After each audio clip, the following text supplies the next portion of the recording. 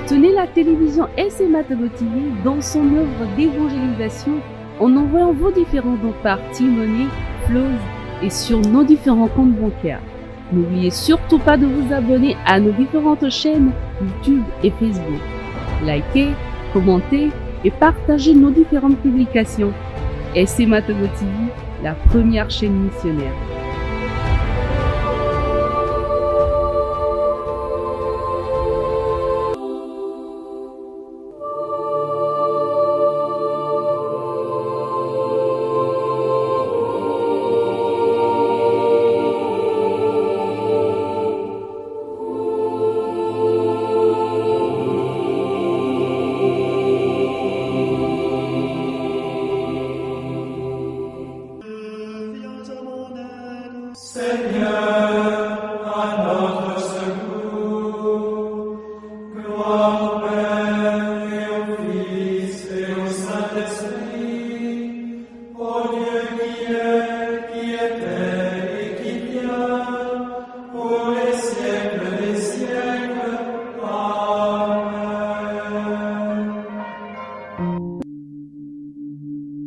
Samedi 20 janvier 2024, deuxième semaine du temps ordinaire, année paire. Les textes sont proclamés par Raoul Yaovi Padenou de la paroisse universitaire Saint-Jean Apôtre de Lomé. L'évangile et les commentaires sont assurés par Père Victor Aziabli, Société des missions africaines.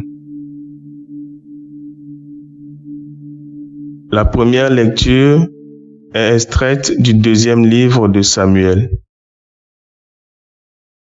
En ces jours-là, David, après avoir battu les Amalécites, revint à Siklag et y demeura 2 jours. Or, le 3e jour, un homme arriva du camp de Saül, les vêtements déchirés et la tête couverte de poussière. En arrivant auprès de David, il se jeta à terre et se prosterna. David lui demanda: « D'où viens-tu donc ?» Il lui répondit: « Je me suis échappé du camp d'Israël. » David lui dit: « Que s'est-il passé? Raconte-le-moi. » L'homme répondit: « Le peuple s'est enfui du champ de bataille. Beaucoup d'entre eux sont tombés et sont morts. Et même Saül et son fils Jonathan sont morts. »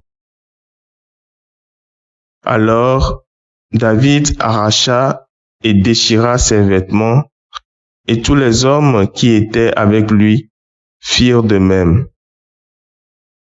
Ils se lamentèrent, pleurèrent et jeûnèrent jusqu'au soir à cause de Saül et de son fils Jonathan, à cause du peuple du Seigneur et de la maison d'Israël, parce qu'ils étaient tombés par l'épée. Alors David chanta cette lamentation. Ta fierté, Israël, transpercée sur tes hauteurs. Comment sont-ils tombés les héros? Saül et Jonathan, aimables, pleins de charme, ni dans la vie, ni dans la mort, ne furent séparés, plus rapides que les aigles, plus vaillants que les lions. Filles d'Israël, pleurez sur Saül. Il vous revêtait de pourpre somptueuse et rehaussait de joyaux d'or vos vêtements. Comment sont-ils tombés, les héros au milieu du combat? Jonathan, transpercé sur les hauteurs, j'ai le cœur serré à cause de toi, mon frère Jonathan. Tu étais plein d'affection pour moi, et ton amitié pour moi était merveille, plus grande que l'amour des femmes. Comment sont-ils tombés les héros? Comment ont-elles disparu les armes du combat? Parole du Seigneur. Nous rendons grâce à Dieu.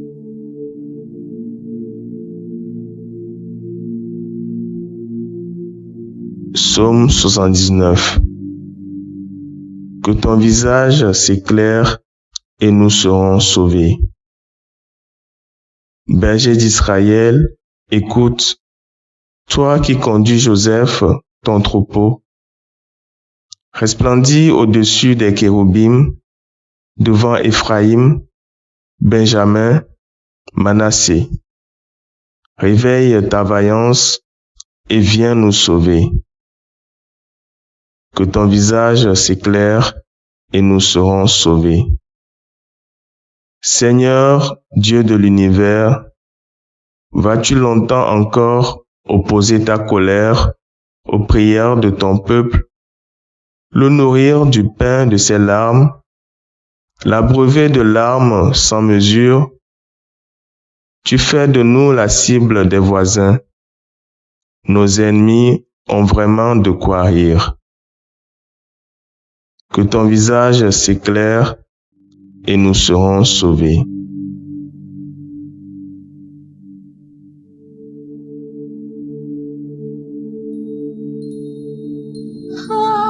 Alléluia, Alléluia, Alléluia,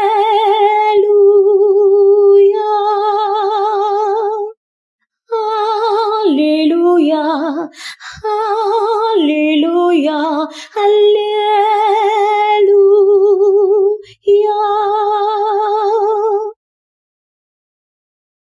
Seigneur, ouvre notre cœur pour nous rendre attentifs aux paroles de ton Fils. Alléluia, Alléluia, Alléluia,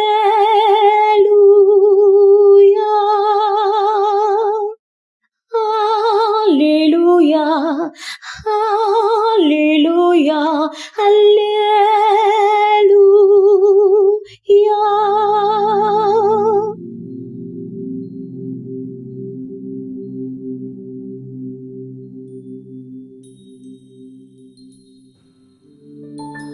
Le Seigneur soit avec vous et avec votre esprit. Évangile de Jésus-Christ selon saint Marc. Gloire à toi, Seigneur. En ce temps-là, Jésus revint à la maison, où de nouveau la foule se rassembla, si bien qu'il n'était même pas possible de manger. Les gens de chez lui, l'apprenant, vinrent pour se saisir de lui, car ils affirmaient, il a perdu la tête. Acclamons la parole de Dieu. Louange à toi, Seigneur Jésus.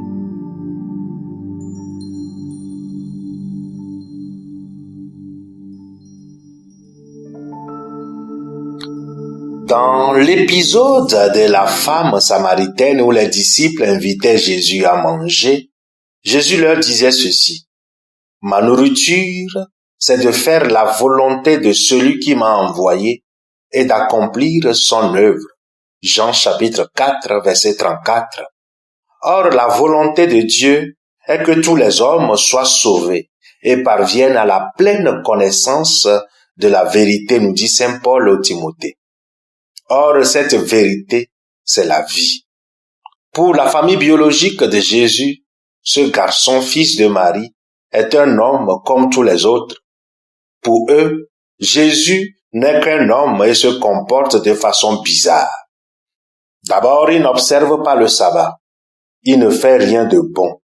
Ensuite, il ne travaille pas et se promène à longueur de journée, laissant la pauvre Marie se débrouiller seule. Enfin, ce Jésus serait un enfant qui aurait raté son éducation. Les jeunes de son âge sont mariés avec un travail qui procure des ressources à la famille. Au contraire, lui, Jésus, n'a pas de femme, ni travail, ni enfant, et comme tel, Il ne vient même pas en aide à sa maman, la pauvre veuve. Il est là à gambader des ruelles et des ruelles d'une ville à autre. Ça n'est trop avec ces guérisons qui empêchent la tranquillité familiale. Il est temps qu'on le mette au pas. Ils vinrent donc pour se saisir de lui, car ils affirmaient, il a perdu la tête. Qui est Jésus réellement? Pour les gens de sa maison, il est le fils de Joseph et de Marie. Compte tenu de leur histoire, il n'y a jamais eu quelqu'un comme Jésus. Ils ne sont pas d'une famille noble, de prêtres ou de scribes, et voilà un Jésus qui sort de nulle part, attirant sur eux la colère de la foule et surtout des autorités. Sont-ils dans le vrai en qualifiant ou en traitant Jésus d'une personne qui a perdu la tête parce qu'il n'était pas possible de manger à cause de la foule qui s'est rassemblée? Pour vous, qui est Jésus? Venez-vous vers lui parce qu'il vous guérit ou parce qu'il vous trouve la solution à vos problèmes? Pourquoi êtes-vous avec Jésus? Dans la première lecture, les mauvaises nouvelles ne font que s'aligner.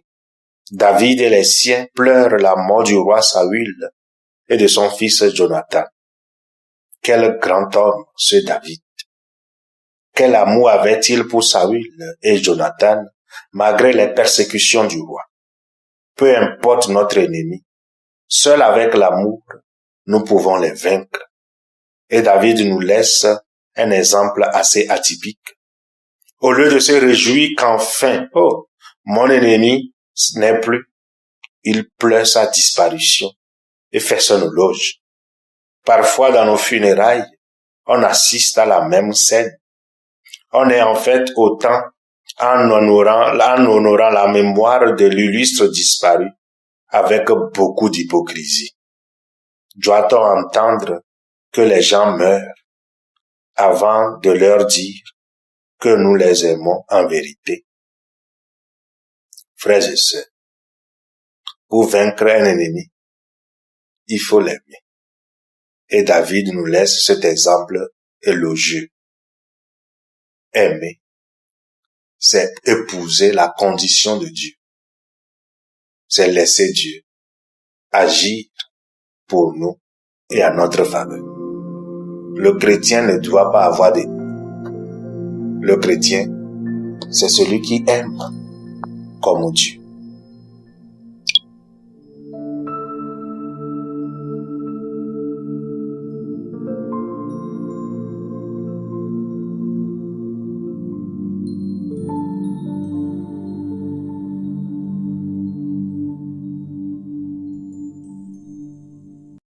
Le Seigneur Tout-Puissant et Miséricordieux nous bénisse et nous garde, le Père, le Fils et le Saint-Esprit.